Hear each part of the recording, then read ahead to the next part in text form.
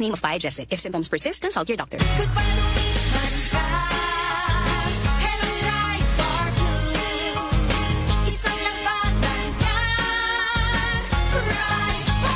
Pride Bar Blue with powerful stain-away enzymes. Malupit magtanggal ng dumit mancha pero di masakit sa kamay.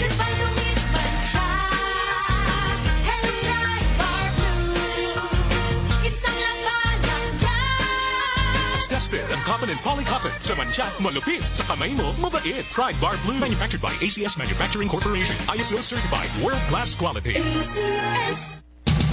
Ito ang DXRS 918 sa Surigao City. Basta balita at serbisyo publiko. Tatak RMN. Buo ang integridad sa pagkalap at paghahatid ng mga balita. Walang haka-haka, walang duda. Buo at totoo ang mga balita. Kapag tatak, RMN. RMN News. Diretso Balitang Surigao. Headlines. Sa Diretso Balitang Surigao, ng mga radyo man idol, Jojo Ferrol. Idol Gerson Calotera Fuentes. Kwadlaw na Miyerkules na pizza 15 sa buyan sa Abril, year 2026. Sa headlines sa itong mga balita, mga bao-bao drivers, plano magpataas isab ng pamasahe. Ludyuso na sinati sa Bacoman na pagtaas ng presyo ng gasolina, diesel, uban pa ng mga produktong petrolyo. Hanay sa mga kawani ng Alegria Municipal Police Station nagbangutan sa kamatayon ni Deputy Chief of Police ng Alegria Municipal Police Station si Police Lieutenant Inocentes. Samtang People's Day 2026 nagpahigayon kaghapon dito na sa Barangay Nunok, Kantiasay ug San Pedro. Post-mortem examination result na napatay lawas sa kabatang 11 anyos nga nabagtang wa nay kinabuhi gipagawas na sa PNP. Groundbreaking ceremony, tagtak na himuon ko manabuntag sa Trinidad Mabini Farm to Market Road. Sa ka-32 anyos nga pinangita sa balaod nga dunay kasong qualified theft na sikop sa pagsilbi ng warrant of arrest. Sa balita sa gawas sa nasud sa Estados Unidos, USA, plano na matupa musuyod sa laing pagignegosasyon sa Iran. Inihuman na matupa napakyas ang una na round sa ilan na negosasyon. Sa balitang paugnat sa kusog SMP kon San Miguel Beerman mikuha og laing bagong imports. Samtang sa showbiz, beauty queen na si Stephanie Gutierrez sa plano na muapilisab sa MGI All-Stars sa ini partikular na sa ija-isab pagtinguha na makaangkon ng titulo. Sa balitang panghimagas, upat ka mga membro sa Porpisa nga mga nanay nga dungan migraduar sa kinder trending social media. Tatak, RMN. RMN News. Diretso Balitang Surigao. Sa detalye sa atong mga balita, Lodyo, sa nasinati sa Bacoman na sunod-sunod na pagtaas ng presyo ng gasolina, diesel, uban pa ng produktong petrolyo, nagatinguha isab sa Bacoman ang mga naglangkob na mga drivers o operators ng bao-bao na sila mo pataas isab ng pamasahe. Ini particular na sa pagpahigayon na pagtambong ng mga ini sa committee hearing na tagpatawag na Liga ng Barangay President na si Barangay Kapitan Dudong Ravelo na Chairman sa Committee on Transportation, Communication and Utilities ng Sangguniang Panglungsod. Ini particular na sa ila isab tagatinguha na human natugutan ang mga tricycle drivers na magpataas ng pamasahe an sila ang matagan isab ng kahigayunan na matupa joy adjustment na himuon sa pamasahe sa mga bao-bao. Tipik sa nahimong pagpadayag ni Barangay Kapitan Dudong Ravelo sa mga natuki o nauyunan sa amon na committee hearing. Kumana committee hearing is all about the status ng mga bao-bao liners na labiyahe din sa Tudakbayan, specifically sa Arellano District. Ilang yun na mag-exam sila ng mamasahe. So, sa dato siya mga ilang kaibana na gusto sa matakan ng franchise. So, na-discussan with our City Vice Mayor na at yung lang yun na fair increase may parahan ng ordinance then hopefully ma-deliberate na dyan para mahimo na legal na nila pagpanukot ng panukot ng pamasahe na kumbaga may increase na gibali ba. Ang tibek sa nimong pagparehag ng Liga ng Barangay President na si Barangay Kapitan Dudong Ravelo. Hinoon ang mga natuki sa amo na pagpatawag ng committee hearing kagahapon an matupa tagatakda isab na i-refer o gatagtakda aprubahan pa ngadto na sa hawanan ng sangguniang panglungsod ini sa higayon o pahigayon sila og ila regular na sesyon silum adlaw. Sa dugang hanay sa itong mga balita, hypoxic encephalopathy o secondary to drowning ang bigawas nga resulta sa gihimong post-mortem examination nga gihimo sa City Health Office pinaagi ni Dr. Ervin Orpilla. Kini ang resulta nga gibasihan usab sa gihimong investigasyon ng Philippine National Police sa kamatayon sa batang nakit-ang wa na kinabuhi diha sa may daplin sa suba sa Purok 12 sa Barangay Luna niadtong milabayng adlaw. Apan taghuatan na lamang ang resulta sa autopsy report sa gihimo sa biktimang nakilayang si Jefferson Taliman para masiguro ang ilang himuong investigasyon. Sumala pa ni Police Lieutenant Colonel Atty. Mariano Lucban na nakasamtangan pang nagpadadyon ang gihimong investigasyon sa paghuyat sa resulta sa autopsy para masiguro ang hinungdan sa kamatayon sa biktima. Sa rabadadyon pa, sa dugang pa ng mga balita, groundbreaking ceremony, tagtakda himuon kumadlawa para na sa tagtakda tukuron na Trindad Mabini Farm to Market Road na kundiin sa nahibawan na ini sa pagpaningusog sa gobyerno syudad pinagi na sa pagpanguna ni Mayor Paul Dumlao kaiban isab sila ni Vice Mayor Alfonso Casura o mga sakop ng sangguniang panglungsod. Sa mo na pagpahigayon sa groundbreaking ceremony, ang taktakda isab na mahidangat kumadlawa ang mga kadagkuan sa Department of Agriculture diri na Surigao City, partikular na sa amo na dako na proyekto. Sa nahibawan na ini ang isa-isa sa mga hatagan og igo na pagtagad nan habig na Department of Agriculture ini para na sa pagpalambo ng sektor ng agrikultura. Ini para na masadyon para na sa mga mag-uma ang pagdaya nan ila na mga naani na mga nagkalaing-laing produkto ngadto isab sa merkado. Tagatudlo na gawas sa inin na ipahigayon na pagtukod nan Farm to Market Road an natagtakda isab na atangan an laing dako pa na proyekto din nasa mo na barangay, partikular na sa pipila ka mga tulay natagtakda isab na pagatukuron.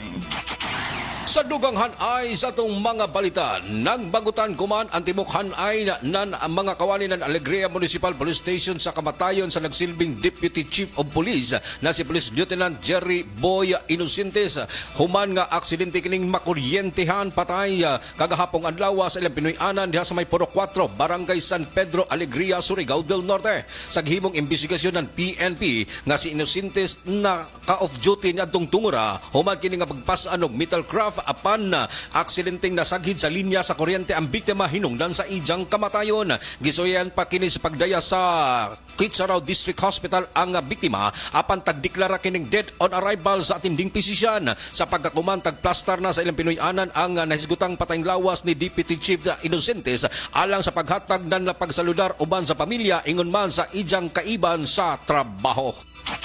Sa rabadadyon pa, sa dugang pa ng mga balita, malampuson tagpahigayong kaghapon dito na sa Barangay Nunok, Kantiasay ug San Pedro, ang People's Day 2026. Nakundiin ang libre na serbisyo gikan na sa mga kadagkuan ug departamento sa gobyerno syudad ang tagdaya dito na sa Island Barangays. Anahimong venue sa amo na pagpahigayon sa People's Day 2026 ang Kantiasay Gym. Nakundiin di lamang ang mga residente na amo na barangay ang nakabinipisyo sa amo na libre na binipisyo ug serbisyo kundi lagip na isab ang mga silingan na barangay sa Nunok ug San Pedro. Dito ang isa sa mga highlights amo an napuyo ka mga beneficiaries para na sa balik giti program ng gobyerno syudad na kundi nakaangkon ng libre na pustiso ang mga indigent na mga senior citizens. Samtang sa mo isab na okasyon ang may padiyag dito na mensahe si Vice Mayor Alfonso Casura.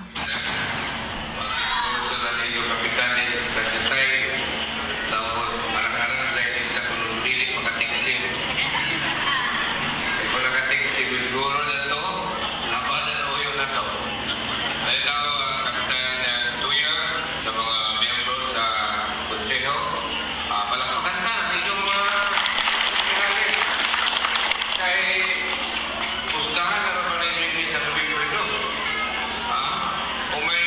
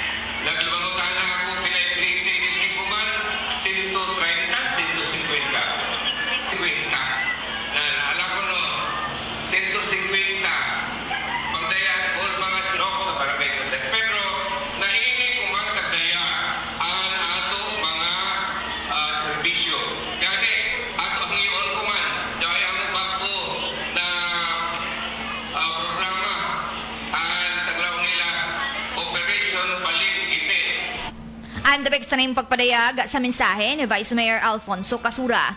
Samtang sa mo isab na okasyon o pagbisita dito na sa Island Barangay, ang may pabot isab ng pagpaningusog si Mayor Paul Dumlao na lodyo sa nasinati sa Pakuman na krisis sa petrolyo ang tag-himugyapon ang pagpadadyon ng programa ilim na sa People's Day. Kay unang krisis, nagduha-duha pag plano kung may tigazon ba ini kay halos sobra ang ato gasto kay grabe kamahal ang krudo sa nanang gasolina. So nangutana sila, itazon pa ba nato ang People's Day na grabe naman kamahal?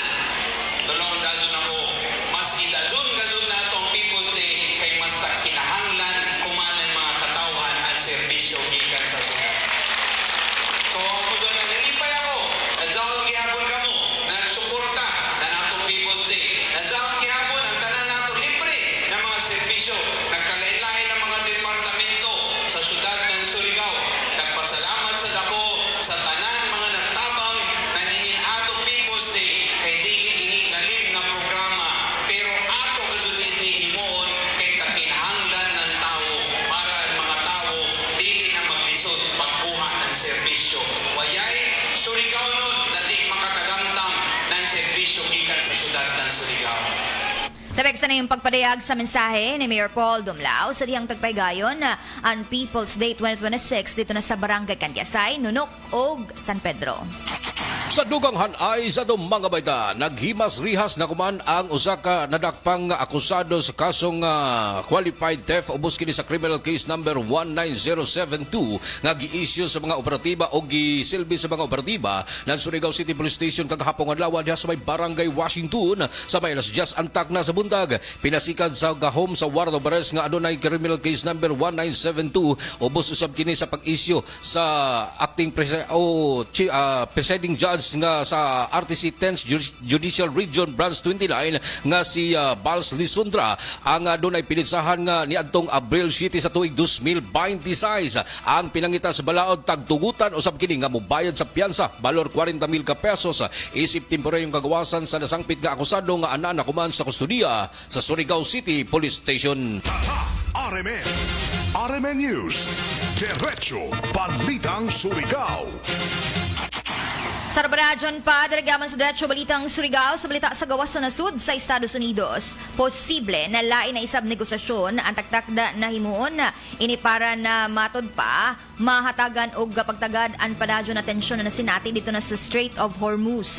Ini partikular na sa pagtudlo ng Estados Unidos na jaoy indikasyon na posible na ikaduha na negosasyon na taktakda nila na himuon kay iba na ang Iran. Tagatudlo hinuon na waya pay pinalapet sa para na sa utro na panagstoryahay ng duha ka habig. Kung nakahimduman na mikubos sa una anay ang presyo ng petrolyo sa tibok kalibutan inihuman ang indikasyon sa pagpadadyon sa matupad diplomatic talks. Una na nagpatuman ng Estados Unidos ang blockade sa mga pantalan ng Iran na agi reaksyon isab sa pagsira ng Strait of Hormuz na kundi isa ka importante na agihanan ng hapit 20% na global oil supply. Tagapadayag na kung na madadyon na anamo na negosasyon ang sumaya pa dakuan na may tabang niini para na maminus-minusan ang tensyon dito na sa Middle East. Balitang Sports. Ang San Miguel Beer Mian nagproblema sa lang import human kining wala damhang pagpildi sa ni Justin Payton sa final score 120-111 sa pildi ni batok na sa Magnolia Hotshots niadto nga milabay adlong Domingo diha sa may PBA court sa gihimo usab nilang panagbatok sa PBA Season 50 Commissioner's Cup niadtong adlong Domingo. Ang beerman nga si Coach Leo Australia may kumpirmar nga si Bunny Boothright pwede na nilang kuhaon isip ilahang PBA imports na dihang naundang na sa Korean Basketball League kon KBL season uban sa Diakuga sa paggasos sa miaging simana human nga nakabaton usab kini kapildihan ang coach nining si Justin Payton sa ilahang panag-atbang sa Magnolia Hotshots rason nga si San Miguel Beerman coach Leo Austria gikumpirmar nga si Boothright na ang ilahang import sa pagsugod nini sa playoff sa PBA Commissioner's Cup. Balitang Showbiz. Tagkumpirma na ang beauty queen na si Stephanie Gutierrez ang isa sa mga kandidata na sa MGI All-Stars. Nakundiin na himong second runner-up ang ato na kan Catriona Gray at sa dihang pareho sila mi-appeal sa Miss Universe 2018. Sa isab pagpapareg kumpirmasyon ni Stephanie na matupa ini ang kabahin isab sa ija na pagpaningusog para na sa pageantry na kundin mas palambuon pa. Sa muna kompetisyon sa Miss Grand International All-Stars ang lahi ini kung ikumparar sa iba na mga beauty competition na kundiin tagatudlo ang isa sa mga sikat na mga beauty queens na may padayag na sa ilan na pag-apil. Amo sila ni Imelda Shuihart, Gazini Ganados, Fushia Ravena, Alexa Nunez o Kaylin Trajano. Ilayom na sa MGI All-Stars ang sumaya pa abri ini ngadto na sa mga kabajinhan og mga transgender women na may edad na 20 hangtod na 40 anyos. Lagip na isab ang mga kanhi na mga beauty queens na may apil na sa mga nagkalaing-laing international pageants. Tagatakda na himuon ng coronation night ng MGI All-Stars sa umaabot na Mayo 30 didto na sa Thailand. Hindi gasgas, hindi umatras, medyo madulas. Ito ang Balitang Panghimagas. Dili babag sa pagidaron ang upat ka mga nanay sa sitio Manoyakan sa Tarlac human kini nga dungan nga milampo sa kindergarten. Garbo sa kaugalingong tribo nga gikan sa tribong Aita sila si Jovelyn Dalis 29 anyos, Mary Rose Sibal 32 anyos ug Merly Sibal 30 anyos ug ingon man si Jima Sumayang 38 anyos nga parehong migraduar sa kindergarten. Ang pagkabot nini sa unang andana sa kalampusan sa ilang pagtungha ang labing mahinungdanon sa edukasyon sa upat ka mga nanay. Garbo nga misaka sa stage ang upat ka mga nanay diin tinguha usab nini nga makahuman sa ilang pag-eskwela bisan sa taas nila nga pangidaron. Parehong natagan usab kini og libre nga pasidungog labi na gyud ang tagsa-tagsa nila ka mga teacher ang mihatag og libreng mga pagkaon para ikasilibrar uban sa ilang pamilya human nga makuha o makabot nila ang ilang tinguha nga mulampo sa kindergarten. Amo dyan, indikasyon kung uno ka importante ang edukasyon. Bisan kung taas na nimo edad, uno imo status kinabuhi, way makapugong sa imo. Kung desidido ka kagad sa pagtapos sa imo na pag-eskwela. First step pa gani kay kindergarten gud sa kataas na sa ila edad. Aniban dyan, masipog na, dili na ganahan kay nila mga mahimong batch ila mga classmates. Anak mga apo di ba? Pero sila bilib kita na kundiin naningkamot ka jud para na makakaton. Importante mo jud na kita dili kita lang pamahimong illiterate na kundiin na bisan kun basic na pagbasa, pagsuyat di kita kabayo. Kaya lang pa joy jud edge oy lamang nan mga tao na maedukasyon kung ikumpara sa waya. Mas may manginang jaong kahibayo.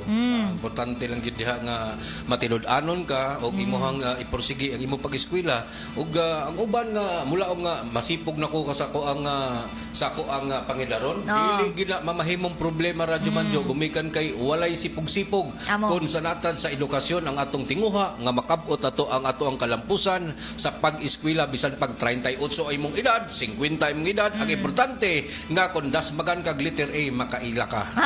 Og makabasa ka. Yes. Kung no read and no write mangud ka, kasagaran dyan sa ila, dali ra mailad. John ban may mga taas na grado, sa dyan nakaugatod karadyaw ilaron, lang una ka na, uy, kuan dyan si Ja, dili kun amo, pero sakto ba dyan yung taghimo? Nakay di mako kabasa, di mako kasuyat. So, amo dyan ang mga disadvantage kung way imo grado.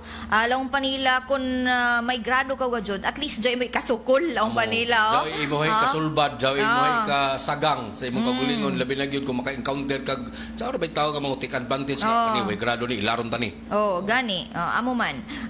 Usahay laong pa kuan gito yung si Ja, realidad na kundiin sa ila sitwasyon jaoy mga panghitabo ning ana gani. Pero an imo din hina unta dili sad pasagdan nimo. Kita hay Kitay pag anak sa imo diri sa kalibutan, no, way ka afford yung mga ginikanan sa pagpaskwela. Tapos gulo ka eskwela. Tapos namingyo na ka may mga anak na joy kahigayunan na kung diin makaskwela ka o kalibre man edukasyon sa pakuman. I-grab jo na opportunity. Kay laong pa chance na jaw nimo. Lang mo sa uban gud nganong kuman pa man ka, nganong late bloomers pa man ka nga edad nimo 38 naman. Number one, importante or ako ang giprioridad ang akong pamilya. Siguro dili mawala sa ako ang panghunahuna nga unta makakaton ko. Mao nga daghan among laong nga ikaduhang opsyon na lang yun ang pag-eskwela gumikan kay mas priority ang ilahang pag-atiman sa ilang pamilya gumikan kay kini upat ka mga ning graduar sa kindergarten make makalaong ka nga tuhoy sila kay ngano naningkamot sila o gusto sila makakaton bisan og mga nanay na sila bisan kon may mga edad na so una na siya Okay.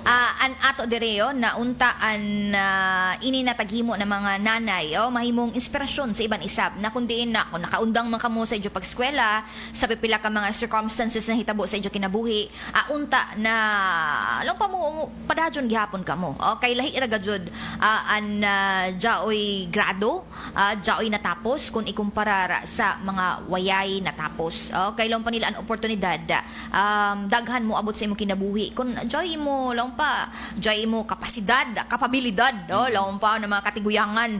So, dapat, lang pa may imo pagpaningkamot sa imo kinabuhi na maplastar.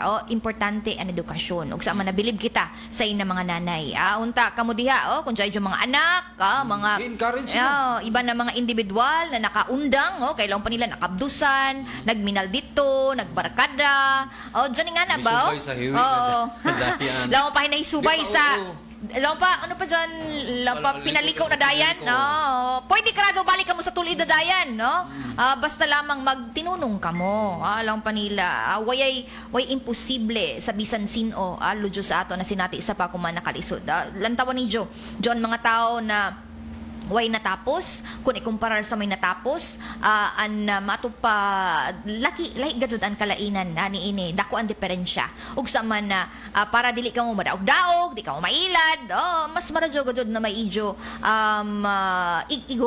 na edukasyon kay para na dili ka mo laong panila butang lamang sa laang mabutang sa pagdaog-daog kay mula mo na bitaw jon kay bayo ya may to kay bawanan ya may to grado nga na ba kuan dyan si Ja unta mahimong challenge para sa ijo na kundiin kun man ka makatapos pareho ini na way agad sila makatungtong ba sa kay kinder pagod so at least sila naningkamot og first step pa ini pagkahuman ng kinder syempre elementary high school og sa umaabot kolehiyo kay importante gajud ang edukasyon tay taas pang panahon bisan 38 inyong edad daghan pang mga kahigayunan taas pang panahon basta kay importante ligo ng lawas o porsigido sa inyong pag-eskwela.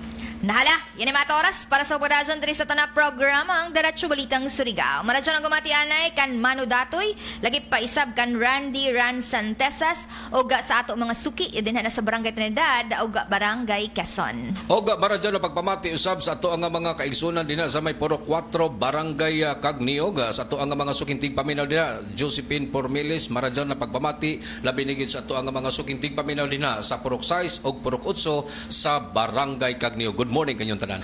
Good morning ug salamat sa permanente na pagsuporta sa mga programa ng RMN DXRS ug IFM. Nahala, yun may ato oras sa pagparadyon sa ngayan sa ato na kaibanan diri sa control si Dudong Quijano. Inisab ni mga radyo man idol, Jojo Ferrol, Idol Gerson Galotera Fuentes. Tatak RMN. RMN. RMN News. Diretso Balitang Surigao. Oras alas 8:16.